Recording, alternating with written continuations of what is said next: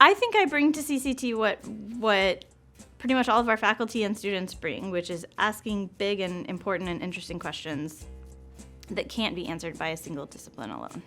CCT is a choose your own adventure kind of program, so it can be as awesome and crazy and weird and off the wall as you want it to be, or it can be as kind of traditional and very like, I want this job and I want to acquire this skill set kind of path. So you can't have any expectations.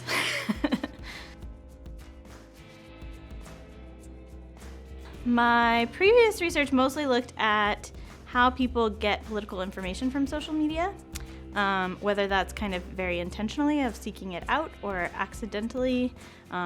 Most people go on social media for non-political reasons, but we all have that one person in our network that shares politics, so you end up getting exposure to it where you otherwise might not. My current focus, most of my research right now is focused on misinformation on social media and how we can go about ameliorating that as a problem, to the extent that it is a problem. So most of my research looks at different ways of correcting misinformation and which of them are most effective and how we can kind of maximize that impact. The way I think about interdisciplinarity is bringing more than one discipline together.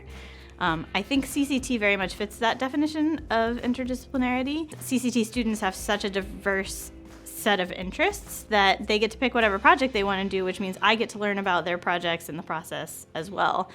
So I end up learning a lot from those classes.